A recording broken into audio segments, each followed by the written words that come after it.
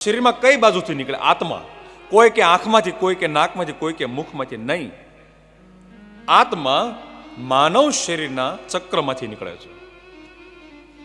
માનવ શરીરમાં કુલ 114 ચક્ર છે અને 72,000 નાડીઓ છે. જો ઈશ્વરે જટિલ કેમિકલ ફેક્ટરી આપણા શરીરમાં બનાવી છે. 114 ચક્ર છે, એમાંથી 2 ચક્ર બહાર છે. 112 ચક્ર માનવ શરીરની અંદર છે. 112 જે ચક્ર છે એમાં 16 ચક્રનું મિલન થાય છે, એક ચોકડી બને છે, એને પ્રધાન ચક્ર કહેવામાં આવે છે. એવા 7 ચક્ર છે. 16 ગુણ્યા 7 114 થાય. તો 7 જે ચક્ર છે એમાં પહેલું મૂલાધાર ચક્ર છે, જે નીચેનું આપણું ગુદાધારની બાજુમાં મૂલાધાર ચક્ર આવ્યું છે. મૂલાધાર ચક્રમાંથી પ્રાણ જઈ શકે છે. કેવા વ્યક્તિનો જઈ શકે? અને આવું દુનિયામાં ઘણા લોકો સાથે થયું છે, મેં પણ જોયું છે. સમજવાનું કે મૃત્યુના સમયે કોઈ વ્યક્તિને મળ અને મૂત્રનો ત્યાગ થઈ જાય તો સમજવું કે એનો પ્રાણ મૂલાધાર ચક્રમાંથી નીકળ્યો છે. અને મૂલાધાર ચક્રમાંથી પ્રાણ નીકળે તો ભારતીય સંસ્કૃતિમાં નિમ્ન કક્ષાનું મૃત્યુ કહ્યું છે. એ ખરાબ મૃત્યુની વ્યાખ્યામાં આવે છે. બીજો એનો એ પણ એક લક્ષણ છે કે વ્યક્તિ બેડમાંથી ત્રાસો થઈ ગયો હોય. શું કામ? કે મૃત્યુની સામે બથ ભીરે છે, મારે રહેવું છે. એને કુદરતી રીતે પ્રાણ ત્યાંથી નીકળે છે, ખેંચાવા માટે બળ કરે છે. સમાન વાયુને બહાર નીકળવું નથી, અહીંથી પ્રાણ નીકળવા પ્રયાસ કરે છે. અને એ સમયે મળ અને મૂત્રનો ત્યાગ થઈ જાય છે. એ મૂલાધાર ચક્રમાંથી પ્રાણ નીકળે છે. બીજું છે સ્વાધિષ્ઠાન ચક્ર. આપણા પેડુના ભાગની અંદર સ્વાધિષ્ઠાન ચક્ર આવેલું છે. જે વ્યક્તિ બુદ્ધિમાન છે અને અસાધારણ રચનાત્મક કાર્ય કરે છે એ વ્યક્તિનો પ્રાણ સ્વાધિષ્ઠાન ચક્રમાંથી જાય છે. ત્રીજું છે મણિપુર ચક્ર, જે નાભીની નીચેના ભાગમાં આવ્યું છે. લોકોની જે સેવા કરે છે, પર સેવા કરે છે, પરોપકારની ભાવના જેનામાં છે એ વ્યક્તિનો પ્રાણ મણિપુર ચક્રમાંથી જાય છે. ત્યાર પછીનું ચોથું છે એ અનહત ચક્ર છે. એ આપણું જે આ પહાડા છે એના વચ્ચેના ભાગમાં અનહત ચક્ર આવ્યું છે.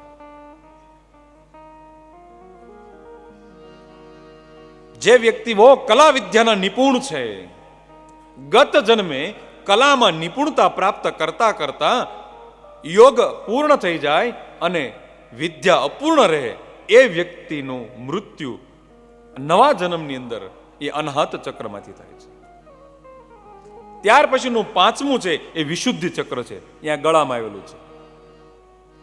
જે નિત્ય ભગવાનનું નામ સ્મરણ કીર્તન ભજન કીર્તન કરે છે એ માનવનું મૃત્યુ થાય ત્યારે એનો પ્રાણ વિશુદ્ધિ ચક્રમાંથી જાય છે.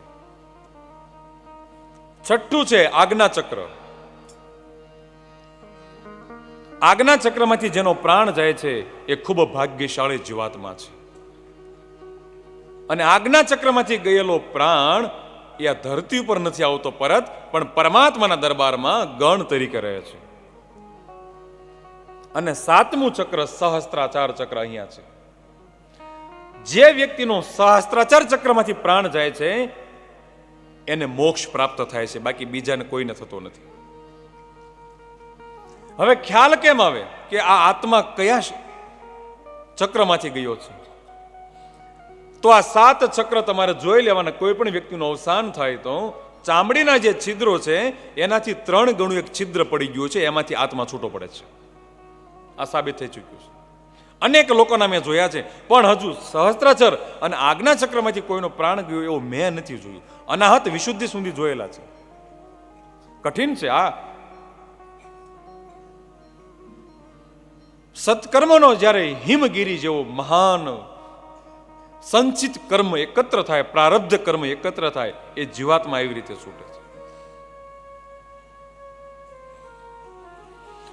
આપણે અનેક વખત મૃત્યુ, અનેક વખત જન્મ એમાંથી પસાર થઈ ગયા છીએ,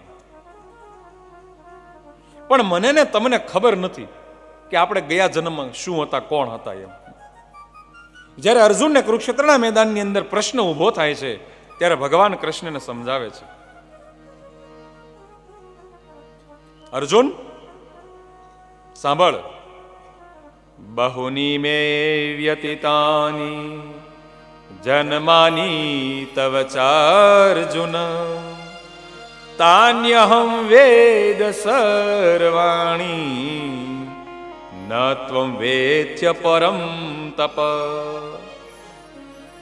હે પરમ તપ, તારા અને મારા અનેક જન્મ થઈ ચૂક્યા છે.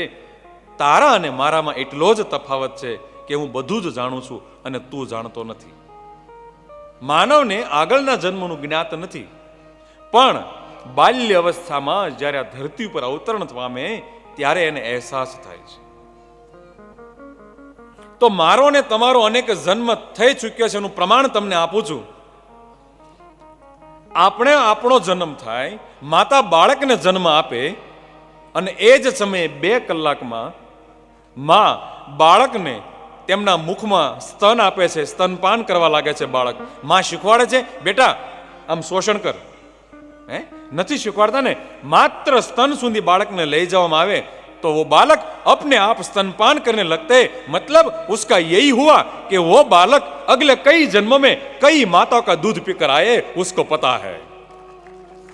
आ प्रमाण છે. અનેક માતાઓનું દૂધ પીને આવ્યો છે, અનેક જન્મ થઈ ચૂક્યા છે. આપણું મૃત્યુ પણ થયું છે, એની પણ તમને સાબિતી આપું. જે માનવ જેનાથી ડરતો હોય, સમજો કે કોઈને પાણીનો ભય લાગે, કોઈને અગ્નિનો ભય લાગે, કોઈ ઊંચી ઇમારત ઉપર ચડે તો ત્યાંથી ભય લાગે, કોઈ વાહનનો, આકાશમાં ભયંકર વાદળો થાય, વીજળીના કડાકો થાય એનો ભય લાગે, તો જેનો ભય લાગે એટલું સમજી લેજો કે ગત જન્મમાં એનાથી તમારું મોત થયું છે, એટલે તમને ભય લાગે છે. ત્યારે આ બીજું પ્રમાણ છે પુનર્જન્મનું. પુનરપી જનનમ પુનરપી મનરમ પુનરપી જનની જઠરે શયનમ.